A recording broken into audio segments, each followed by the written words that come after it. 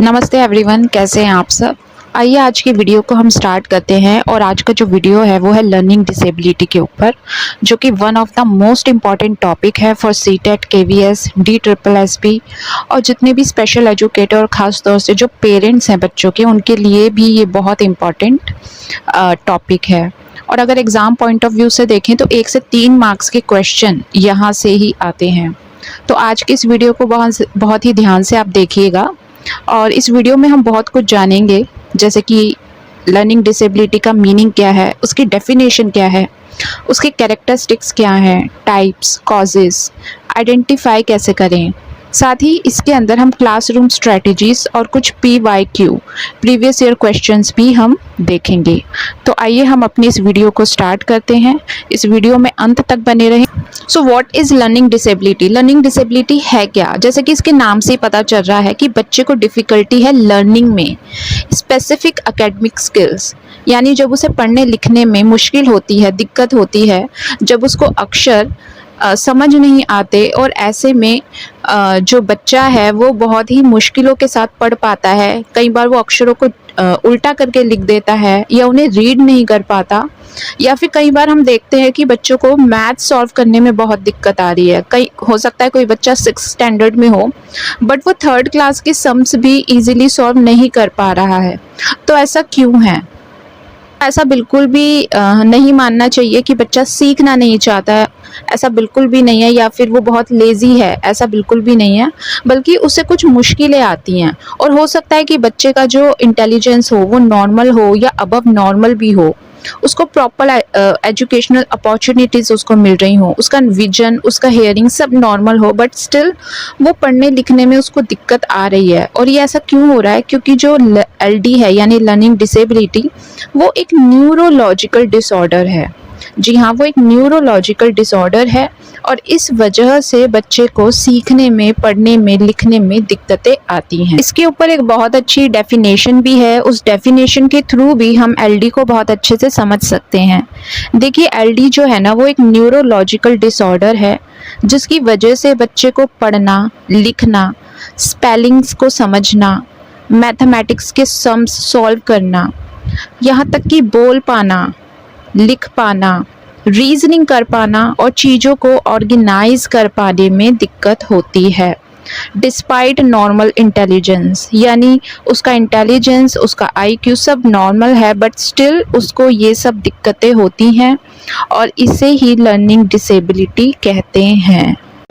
तो आइए अब इस वीडियो के सबसे इम्पॉर्टेंट पार्ट में हम चलते हैं, जो है टाइप्स, यानी LD के कितने टाइप्स हैं। तो पहला जो टाइप है वो है डिसलेक्सिया, जिसके बारे में आपने बहुत सुना भी होगा और इसके ऊपर एक मूवी भी है ना। और ये सबसे ज़्यादा पूछे जाने वाले सवालों में से है एग्ज़ाम्स में।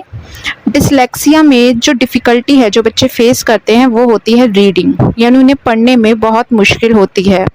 इसमें क्या करते हैं कि बच्चे कई बार बहुत ही धीरे धीरे रीड करते हैं या फिर कई वर्ड्स को वो स्किप कर देते हैं। हो सकता है वो किसी लेटर को रिवर्स भी पढ़ें, जैसे कि वॉज को सॉ, बी को डी, 9 को 6, है ना। यानी उन्हें कन्फ्यूजन होती है सिमिलर वर्ड्स को पढ़ने में, उनका जो कॉम्प्रिहेंशन है वो भी पुअर हो सकता है। तो ये कुछ एग्जाम्पल हैं डिसलेक्सिया के। दूसरा जो टाइप है वो है डिसग्राफिया, जैसा कि नाम से ही पता चल रहा है ग्राफिया, इट मीन्स यहाँ बच्चे को डिफ़िकल्टी हो सकती है राइटिंग में, लिखने में डिफ़िकल्टी। अब इसके सिम्टम्स क्या हैं? जैसे कि हैंड राइटिंग पुअर होगी, लेटर फॉर्मेशन प्रॉब्लम होगी, स्पेस नहीं दे पा रहा है बच्चा लेटर्स के बीच में, कॉपिंग डिफ़िकल्टी यानी कॉपी करने में डिफ़िकल्टी हो रही है, स्पेलिंग मिस्टेक्स बहुत हो रही हैं, या फिर बच्चा लिखने में भी बहुत ज़्यादा टाइम ले रहा है। तो ये कुछ सिम्टम्स हैं डिसग्राफिया के। आइए हम नेक्स्ट टाइप पर चलते हैं, जो कि है डिसकैल्कुलिया। जैसा कि नाम से ही पता चल रहा है डिसकैल्कुलिया, जिसमें डिफ़िकल्टी होती है मैथ्स में। जी हाँ, जैसे कि काउंटिंग हो गया, एडिशन हो गया, सब्सट्रैक्शन, मल्टीप्लिकेशन। इन बच्चों को कई बार मनी कॉन्सेप्ट और टाइम कॉन्सेप्ट को समझने में बहुत ज़्यादा दिक्कत आती है, मेज़रमेंट करने में प्रॉब्लम आती है, नंबर रिकॉग्निशन करने में भी दिक्कत आती है। नेक्स्ट टाइप है डिस्प्रैक्सिया। डिस्प्रैक्सिया जो है वो दिक्कत आती है मोटर प्लानिंग एंड कोऑर्डिनेशन में। मोटर यानी कि आपके फाइन मोटर हो गए, जैसे कि हम जब पेंसिल पकड़ते हैं तो हम अपने फिंगर्स का यूज़ करते हैं, है ना।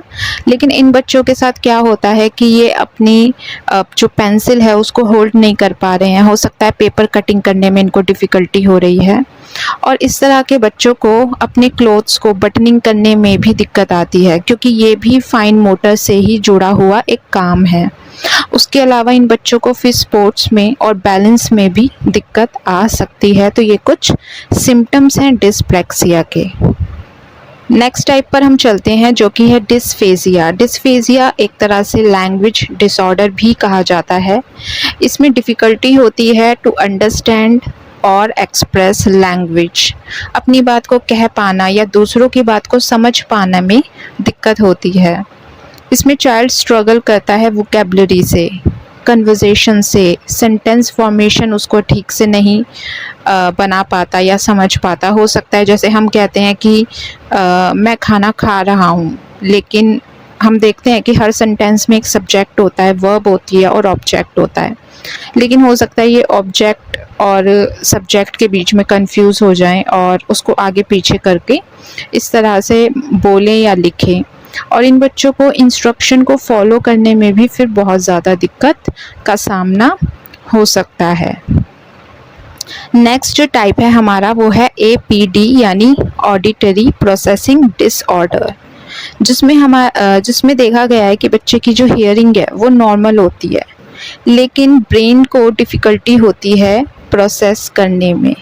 जी हाँ, और इसमें जो सबसे ज़्यादा डिफ़िकल्टी होती है वो होती है प्रोसेसिंग साउंड्स, यानी बच्चा सुन तो ठीक पा रहा है लेकिन फिर भी उसको डिफ़िकल्टी हो रही है समझ पाने में, इंटरप्रेट करने में स्पीच साउंड्स को, और डिस्टिंग्विशिंग करने में। फॉर एग्ज़ाम्पल टीचर ने कहा हिंदी की बुक का पेज 2 निकालिए और उसका क्वेश्चन 3 हम पढ़ेंगे। तो ये जो बच्चे हैं हो सकता है ये बार बार पूछें कि मैम कौन सा पेज खोलना है, मैम कौन सा क्वेश्चन है, मैम कौन सा पेज है, कौन सी बुक है। इस तरह से उनको समझने में, बात को प्रोसेस करने में वक्त लग सकता है, डिफ़िकल्टी हो सकती है। फिर नेक्स्ट है हमारा visual processing disorder. Visual processing disorder के अंदर भी विजन जो है वो नॉर्मल ही है, लेकिन फिर भी इंफॉर्मेशन को प्रोसेस करने में बच्चे को डिफ़िकल्टी हो सकती है। फॉर एग्जांपल शेप्स का रिकॉग्नाइजेशन करना, लेटर्स, पैटर्न या फिर जजिंग डिस्टेंस, इन सब में दिक्कत हो सकती है। फॉर एग्जांपल टीचर कहे ट्रायंगल के अंदर आपको सर्कल बनाना है, या फिर टीचर कहे 56 + 39 क्या होगा। तो ऐसे में बच्चे को शायद इस चीज़ को प्रोसेस करने में, इस चीज़ को समझने में दिक्कत हो सकती है। एंड लास्ट टाइप है हमारा नॉन वर्बल लर्निंग डिसेबिलिटी, जिसमें बच्चों को डिफ़िकल्टी होती है सोशल क्यूज़ को समझने में, स्पेशल स्किल्स को समझने में, ऑर्गेनाइजेशन, प्रॉब्लम सॉल्विंग और बॉडी लैंग्वेज को समझने में। फॉर एग्जांपल फेशियल एक्सप्रेशन या जोक को ऐसे बच्चे जल्दी ना समझ पाएँ, वो कंफ्यूज हो जाएं लेफ़्ट साइड और राइट साइड में। मैम कहे लेफ़्ट साइड में बुक रखो तो वहाँ वो कंफ्यूज हो सकते हैं। तो ये कुछ टाइप्स हैं। अच्छा हाँ, कुछ लोगों को लग सकता है कि स्लो लर्नर और लर्निंग डिसेबिलिटी में डिफरेंस क्या है। देखो, जो स्लो लर्नर होता है ना, वो लोअर देन एवरेज उसका इंटेलिजेंस हो सकता है और वो सभी सब्जेक्ट्स में स्लो होगा, है ना, और उसको ज़्यादा टाइम की ज़रूरत होगी कोई काम करने के लिए। बट जो LD के जो बच्चे हैं उनका जो इंटेलिजेंस है वो नॉर्मल या अबव नॉर्मल भी हो सकता है, लेकिन उनको डिफ़िकल्टी होगी स्पेसिफिकली किसी एक एरिया में, जैसे कि राइटिंग हो गया, रीडिंग हो गया या मैथ्स हो गया। और ऐसे बच्चों को है ना बहुत ज़रूरत होती है स्पेशलाइज्ड टीचिंग मेथड से सिखाने की। अब हम चलते हैं इनके कॉजेज़ के बारे में कि क्या कॉजेज़ हैं। सबसे पहले तो ये कि पुअर पेरेंटिंग या लेज़ीनेस इसका बिल्कुल भी कारण नहीं है। इसके जो कारण हैं उनमें हो सकता है genetic factors, birth complications, brain injury, pre mature birth हुआ हो बच्चे का, या फिर ब्रेन डेवलपमेंट डिफरेंसेस। इन सब चीज़ों की वजह से ऐसा हो सकता है, और कुछ केसेस में एनवायरमेंटल फैक्टर्स भी होते हैं। तो अभी हम चलते हैं इसके कैरेक्टरिस्टिक्स क्या हैं। देखिए, काफ़ी हद तक तो हमने कैरेक्टरिस्टिक्स के बारे में बात की है कि पुअर रीडिंग, स्पेलिंग या हैंड राइटिंग होगी, या फिर डिफ़िकल्टी होंगी रिमेंबरिंग इंस्ट्रक्शंस को रिमेंबर करने में, लेफ़्ट या राइट में कन्फ्यूज़ हो सकते हैं, लेटर्स में कन्फ्यूज़ हो सकते हैं, ऑर्गेनाइजेशन उनका पुअर हो सकता है, ईज़िली डिस्ट्रैक्ट ऐसे बच्चे हो जाते हैं, सीक्वेंस को फॉलो करने में डिफ़िकल्टी होती है। अभी देखिए इसका आइडेंटिफिकेशन कैसे होगा। देखिए जो टीचर है ना वो डायग्नोज नहीं कर सकती, वो आइडेंटिफाई ज़रूर कर सकती हैं कुछ वार्निंग साइंस, बट वो उसको डायग्नोज नहीं कर सकती। डायग्नोज करने के लिए साइकोलॉजिकल असेसमेंट चाहिए होती हैं, टीचर की ऑब्जर्वेशन, पेरेंट्स की इंटरव्यू, एजुकेशनल असेसमेंट, और डायग्नोसिस जो होता है वो क्वालिफाइड प्रोफेशनल्स के ज़रिए होता है। कुछ केसेस में मेडिकल एग्जामिनेशन भी ज़रूरत पड़ सकती है। अब इस तरह के बच्चों के साथ कौन सी क्लासरूम स्ट्रैटेजीज अपनाई जाएं? देखिए एक टीचर को ज़रूरत होती है कि ऐसे बच्चों को बहुत ही सिंपल इंस्ट्रक्शन दिए जाएं। हो सके तो उन इंस्ट्रक्शंस को स्मॉलर स्टेप्स में सिखाया जाए, यानी ब्रेक करके टास्क को स्मॉलर स्टेप्स में सिखाया जाए। एक्स्ट्रा टाइम उन्हें दिया जा सकता है। और जो सबसे इम्पॉर्टेंट है वो है मल्टी सेंसरी टीचिंग मेथड, यानी आप जब सिखाते हैं बच्चे को तो सिर्फ उसमें बोल कर ना सिखाइए, बल्कि उसमें बच्चा देख भी सके पिक्चर्स को, पैटर्न्स को, है ना। यानी पिक्चर्स और विजुअल एड्स हम यूज़ कर सकते हैं, है ना। और भी बहुत सारे मेथड हैं जिसके ज़रिए उन्हें सिखाया जा सकता है। ओके, उसमें ऑडियो भी हो गया, वीडियो भी हो गया, पिक्चर्स भी इंक्लूड हो गया, और कुछ एक केसेस में सेंसरी चीज़ों के लिए भी अलग से चीज़ें बनाई जा सकती हैं, टीएलएम वगैरह बनाए जा सकते हैं।